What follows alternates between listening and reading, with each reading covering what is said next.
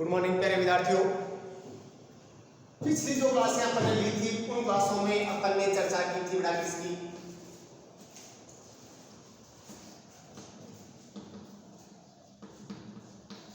प्रकाश संश्लेषण। प्रकाश संश्लेषण में अपन ने प्रकाश की परिभाषा पढ़ी थी बेटा, फिर प्रकाश संश्लेषण का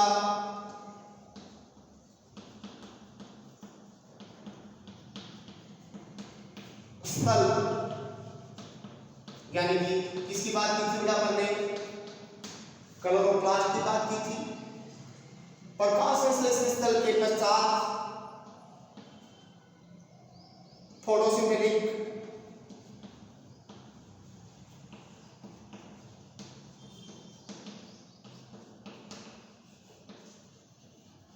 पिगमेंट्स की बात की थी। फोटोसिंथेटिक पिगमेंट्स के पश्चात अपन ने मैकेनिज्म ऑफ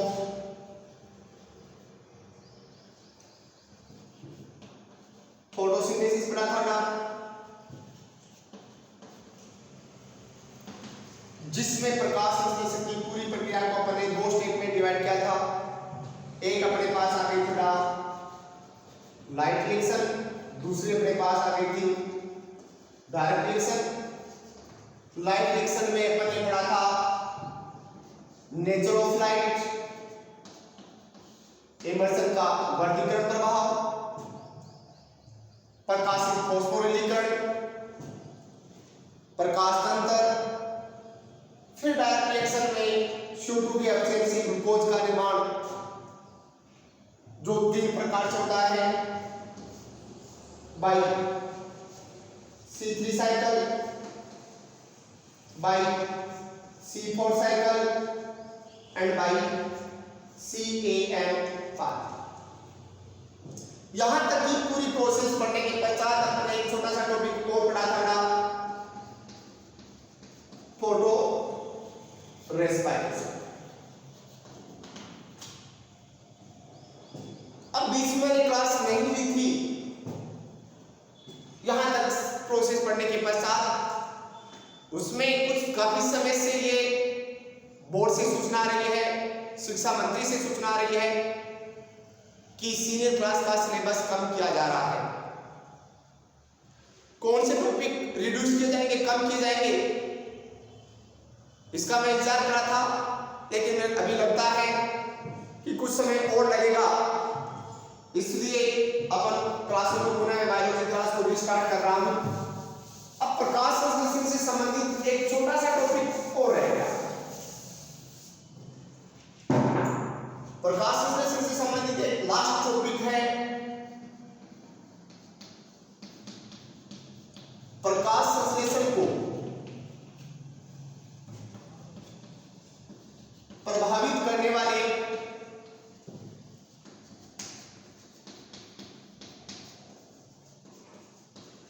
कारक। अब प्रकाश संश्लेषण कौन से कारकों द्वारा प्रभावित होता है, इन कारकों को बेटा मूल रूप से 2 पार्ट्स में डिवाइड करें। नंबर फर्स्ट बाह्य कारक और नंबर सेकंड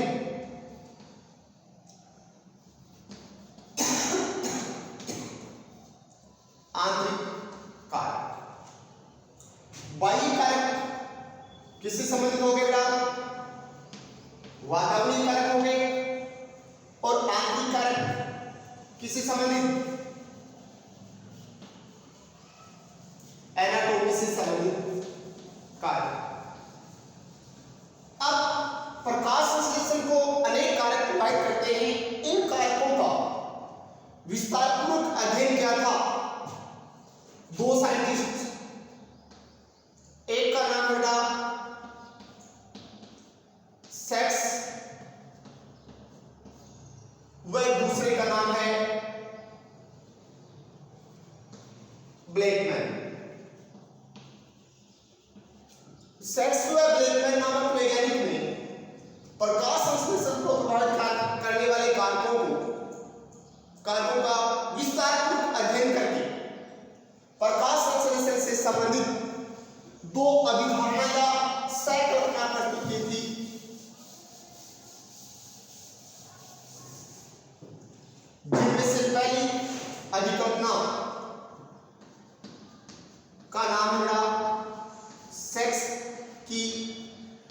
प्रधान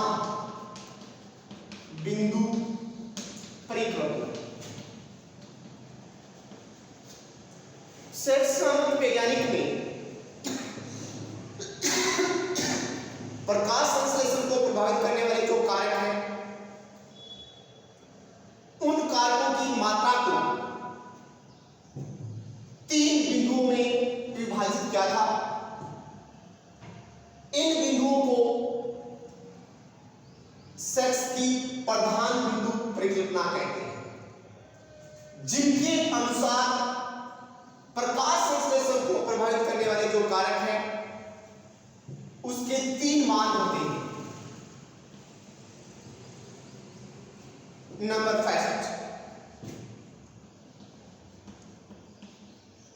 न्यूनतम बिंदु या न्यूनतम मान। नंबर 2 अनुकूलतम मान। और नंबर 3 अधिकतम मान।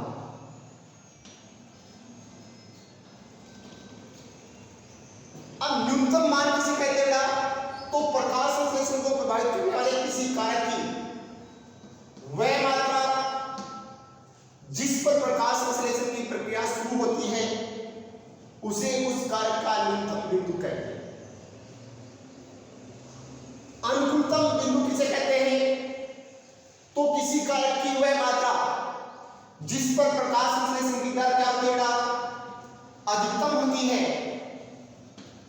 उसे अनुकूलतम बिंदु या मान कहते हैं। और अधिकतम मान किसे कहते हैं? तो किस प्रकाश संश्लेषण को प्रभावित करने वाले कारक की वह मात्रा जिस पर आकर प्रकाश संश्लेषण की प्रक्रिया क्या हो जाती है? अवरुद्ध हो जाती है, उसे उस कारक की अधिकतम बिंदु या अधिकतम मान कहते हैं। उसके पश्चात ब्लैकमैन नामक वैज्ञानिक ने प्रकाश संश्लेषण को प्रभावित करने वाले कारकों का अध्ययन करके एक और परिकल्पना प्रस्तुत की थी, जिसे ब्लैकमैन का सीमाकारी नियम कहते हैं। ब्लैकमैन का सीमाकारी नियम क्या कहता है? तब ब्लैकमैन ने बताया कि जब किसी जैविक क्रिया को या बायोलॉजिकल जो या फिजियोलॉजिकल क्रिया है उसको यदि क्या करेगा अनेक कारक प्रभावित करते हैं,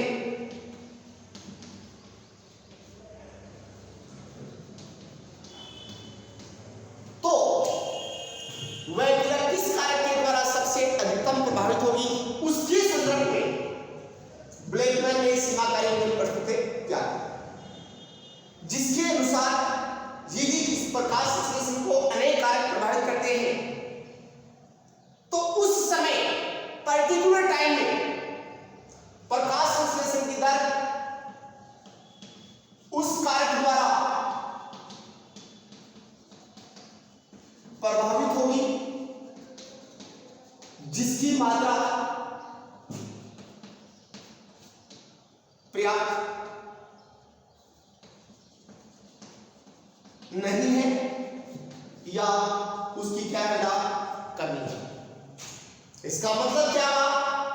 प्रकाश संश्लेषण CO2 की सांद्रता द्वारा भी प्रभावित होता है, जल द्वारा भी प्रभावित होता है, टेम्परेचर द्वारा भी प्रभावित होता है, प्रकाश द्वारा भी क्या होता है प्रभावित होता है।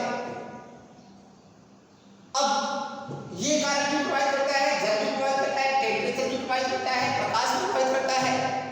तो किसी प्लांट में पर्टिकुलर टाइम में किस कारक द्वारा प्रभावित होगा? तो उस कारक द्वारा प्रकाश संश्लेषण प्रभावित होगा जिस कारक की मात्रा कम है। इसका मतलब क्या है? वायुमंडल में CO2 की मात्रा भी पर्याप्त है, सॉइल में जल भी पर्याप्त मात्रा में है, टेम्परेचर भी पर्याप्त मात्रा में है, लेकिन प्रकाश कम मिल रहा है, तो उस समय प्रकाश संश्लेषण की दर किस पर प्रभावित रहेगी? प्रकाश संश्लेषण की दर प्रकाश द्वारा प्रभावित होगी। इस घटना को क्या कहते हैं?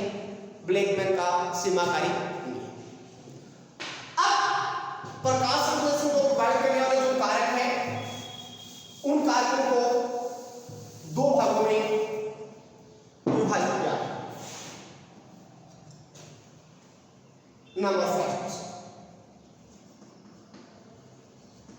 बाह्य कारक। बाह्य कारक का मतलब क्या है? वातावरण से संबंधित जो कारक है वो किसमें संबंधित होते हैं बेटा? बाह्य कारक। अब अनेक वातावरणीय कारक प्रकाश संश्लेषण को प्रभावित करते हैं, जिनमें से कुछ वातावरणीय कारकों का विवरण आपके सिलेबस में है, जिसमें सबसे पहला आता है ना प्रकाश। प्रकाश संश्लेषण को प्रभावित करने वाले कारकों में प्रमुख कारक कौन सा बेटा? प्रकाश। अब आप सबको पता है प्रकाश संश्लेषण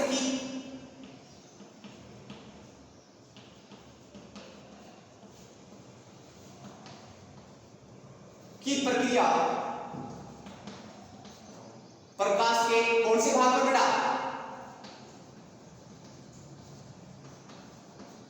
दृश्य प्रकाश पर संपर्क। प्रकाश संश्लेषण की प्रक्रिया प्रकाश के कौन से भाग पर? दृश्य प्रकाश पर।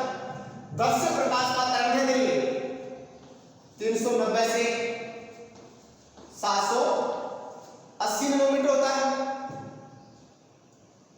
इसलिए इन किरणों को अपन क्या कहते हैं? Photosynthetic active radiation. Photosynthetic active radiation. अब ये दृश्य प्रकाश कितने रंगों में विभाजित होता है? 7 रंगों में। याद रखने के लिए फॉर्मूला अपन ने काम किया था बेटा, विबज्योर। अब आप सबको याद रखना बेटा, जो पादप को प्रकाश मिल रहा है उस दृश्य प्रकाश में सबसे अधिक प्रकाश संश्लेषण की दर कौन से प्रकाश पर होती है बेटा? रेड प्रकाश। यदि रेड प्रकाश पर्याप्त मात्रा में पौधे को मिल रहा है तो प्रकाश संश्लेषण की दर क्या हो जाती है? बढ़ जाती है। उससे कम कौन से प्रकाश में बेटा? ब्लू प्रकाश पर। सबसे अधिक प्रकाश संश्लेषण की दर कौन से प्रकाश में संपन्न होती है? रेड प्रकाश में। और रेड से कम बेटा कौन से पर? ब्लू प्रकाश में। और सबसे कम कौन से प्रकाश में? ग्रीन रंग के प्रकाश में प्रकाश संश्लेषण की दर सके ध्यान रखना बेटा क्या होती है?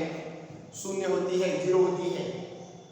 क्योंकि पादप का कौन सा भाग? क्लोरोफिल किस रंग का होता है? हरे रंग का होता है। इसका मतलब हरा दिखाई देता है, इसका मतलब वो हरे रंग के रेडिएशन को क्या करता है बेटा? परावर्तित करता है। इसलिए हरे रंग के प्रकाश में प्रकाश संश्लेषण की दर 0, जबकि रेड प्रकाश के प्रकाश संश्लेषण की दर अधिकतम और उससे कम है किसमें? ब्लू प्रकाश में। अब प्रकाश की तरंगदैर्घ्य के साथ साथ प्रकाश की तीव्रता भी प्रकाश संश्लेषण की दर को प्रभावित करती है। जैसे जैसे प्रकाश की तीव्रता बढ़ती जाएगी तो कुछ सीमा तक प्रकाश संश्लेषण की दर में भी क्या होगी? वृद्धि होगी। लेकिन कुछ प्रकाश तीव्रता पर प्रकाश संश्लेषण की दर में क्या आ जाएगी बेटा? कमी आ जाएगी। क्योंकि उच्च प्रकाश तीव्रता पर जो क्लोरोफिल है उस क्लोरोफिल का प्रकाशित ऑक्सीकरण हो जाता है और ऑक्सीकरण में अपघटन होता है। तो इसका मतलब उच्च प्रकाश तीव्रता पर क्लोरोफिल का अपघटन हो जाता है, जिसे प्रकाशित ऑक्सीकरण कहते हैं, जिसके कारण प्रकाश संश्लेषण की दर में क्या आती है? कमी आती है। इस घटना को कहते हैं सोलराइजेशन। इस घटना को क्या कहते हैं? सोलराइजेशन। सोलराइजेशन का क्या हो गया? उच्च प्रकाश तीव्रता पर प्रकाश संश्लेषण में भाग लेने वाले क्लोरोफिल का प्रकाशित ऑक्सीकरण हो जाता है, यानी प्रकाशित अपघटन हो जाता है, जिसके कारण प्रकाश संश्लेषण की दर में कमी आती है। इस घटना को क्या कहते हैं? सोलराइजेशन। क्या कहते हैं? सोलराइजेशन। ये प्रकाश संश्लेषण को प्रभावित करने वाला पहला कारक हो गया कौन सा? प्रकाश। दूसरा है बड़ा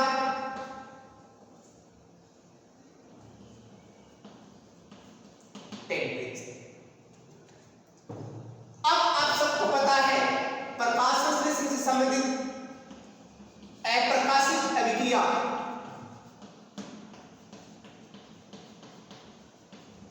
एंजाइम की सहायता से संपन्न होती है और एंजाइम ताप के प्रति क्या होते हैं, संवेदनशील होते हैं। अब सामान्यतः ग्रीन प्लांट में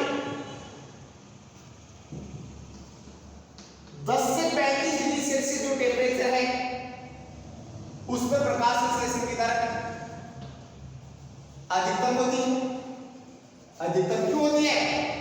क्योंकि इस टेम्परेचर पर एंजाइम भी क्या होते हैं, अधिकतम क्रियाशील होते हैं।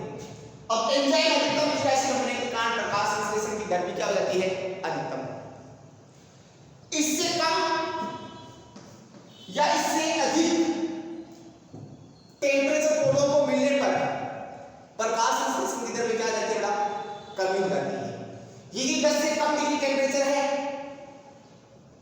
तो प्रकाश संश्लेषण की दर में क्या होगी, कमी होगी। कमी क्यों होगी? क्योंकि प्रकाश संश्लेषण भागने वाले एंजाइम क्या नहीं हो पाएंगे, सक्रिय नहीं हो पाएंगे। और 35 डिग्री से अधिक टेम्परेचर पौधे को मिलने पर प्रकाश संश्लेषण की दर में धीरे धीरे क्या आएगा, कमी आ जाएगी। क्योंकि जैसे जैसे टेम्परेचर बढ़ेगा तो क्लोरोफिल का या एंजाइम का क्या हो जाएगा, तापीय विकृतीकरण। तापीय विकृतीकरण का अर्थ क्या है? ताप की उपस्थिति में किसी कार्बनिक पदार्थ का अपने अणुओं में अपघटित या निर्माणकारी अणुओं में क्या होना, टूटना, क्या कहता है, तापीय। अब 35 डिग्री से अधिक टेम्परेचर मिलने पर क्या होगा, एंजाइम का तापीय विकृतीकरण। एंजाइम किसका बनाएगा, एमिनो एसिड का। तो एंजाइम किसमें टूट जाएगा, एमिनो एसिड में टूट जाएगा। अपने एमिनो एसिड में टूटते ही वो एंजाइम कार्य नहीं कर पाएगा और कार्य नहीं कर पाने के कारण प्रकाश संश्लेषण की दर में क्या आ जाएगी, कमी आ जाएगी। लेकिन कुछ पौधों में अनुकूलन के कारण, अडेप्टेशन के कारण ये नियम लागू नहीं होता। जैसे कोनिफर, कोनिफर का मतलब शंकुधारी पादप। शंकुधारी पौधे -35 डिग्री सेल्सियस टेम्परेचर में भी प्रकाश संश्लेषण की प्रक्रिया संपन्न करते हैं, क्योंकि इन पौधों में विशेष प्रकार के क्या पाए जाते हैं, अनुकूलन पाए जाते हैं। या दूसरों में पाए जाने वाले जो प्लांट है वो 50 से 55 डिग्री सेल्सियस टेम्परेचर पर भी प्रकाश संश्लेषण करने में क्या होते हैं, सक्षम। या फिर गर्म पानी के झरनों में पाए जाने वाले जो शैवाल है वो 70-75 डिग्री सेल्सियस टेम्परेचर पर भी क्या करते हैं, प्रकाश संश्लेषण करते हैं, क्योंकि इन पौधों में विशेष प्रकार के कार्य की व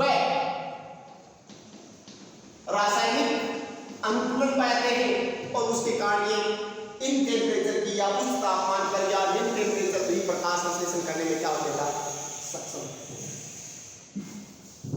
तीसरा प्रकाश संश्लेषण को प्रभावित करने वाला कारक है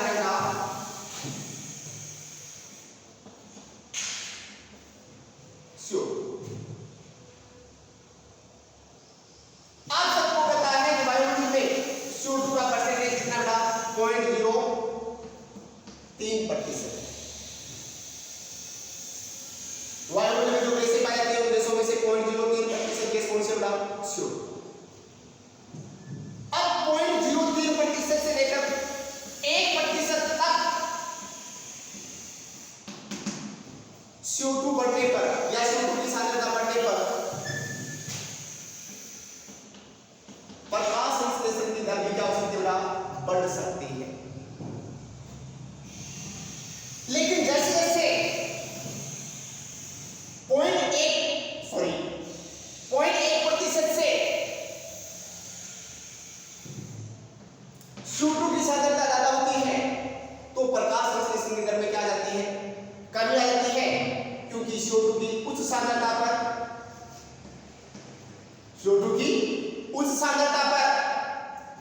जो स्टोमेटा है वो ग्रोथ हो जाते हैं और स्टोमेटा ग्रोथ होने के कारण देशों का आदान प्रदान नहीं होता है, और देशों के आदान प्रदान नहीं होने के कारण प्रकाश संश्लेषण की दर में क्या लगेगा, कम। अब इसमें भी इंपॉर्टेंट पॉइंट ध्यान रखना है, यदि CO2 की सांद्रता जैसे जैसे बढ़ती जाती है तो C3 प्लांट्स में प्रकाश संश्लेषण की दर में क्या होगी, बढ़ती है, क्योंकि C3 प्लांट्स में वायुमंडलीय CO2 को ग्रहण करने वाला एंजाइम कौन सा है, रूबिस्को, और रूबिस्को CO2 के प्रति क्या है, संवेदनशील, उच्च सांद्रता पर ये CO2 को आसानी से क्या करता है, ग्रहण करता है।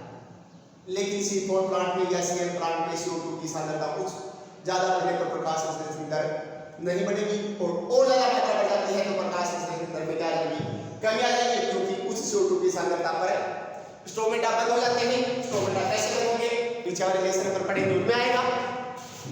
फिर चौथा प्रभावित करने वाला कारक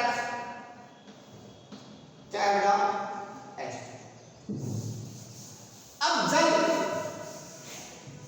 प्रकाश संश्लेषण में H+ आयन के स्रोत का क्या करता है, कार्य करता है। ये H+ आयन वायुमंडल से ग्रहण की गई CO2 का अपचयन किसमें करता था, ग्लूकोज में करता।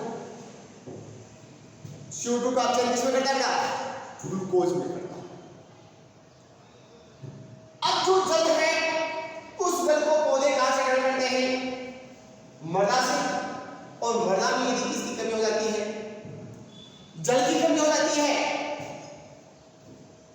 तो जल प्रकाश संश्लेषण को प्रत्यक्ष रूप से तो प्रभावित नहीं करेगा, लेकिन अप्रत्यक्ष रूप से प्रभावित करेगा। यदि मृदा में जल की कमी हो जाती है तो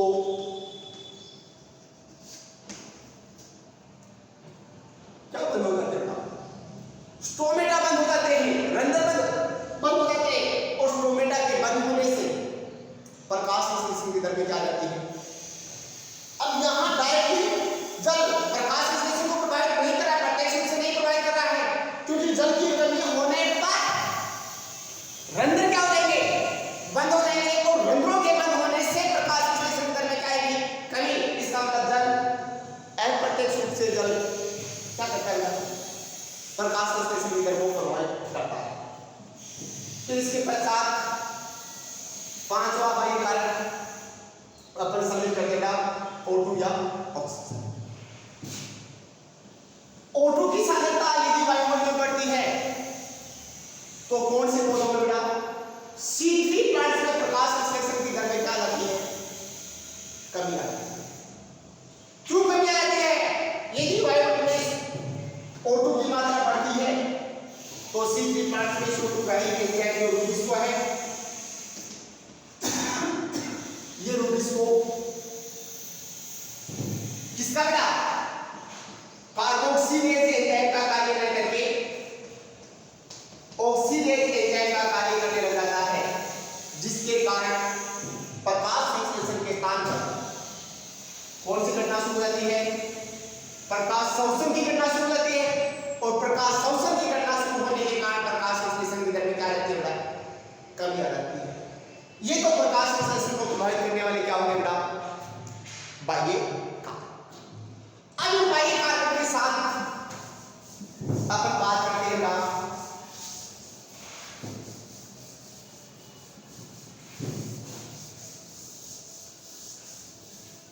किसकी बात करते हैं,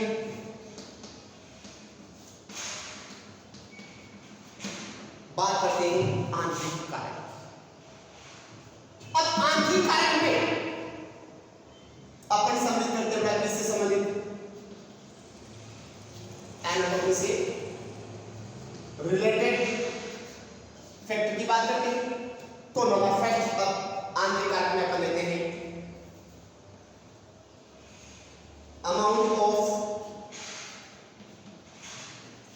क्लोरोफिल, क्लोरोफिल की मात्रा।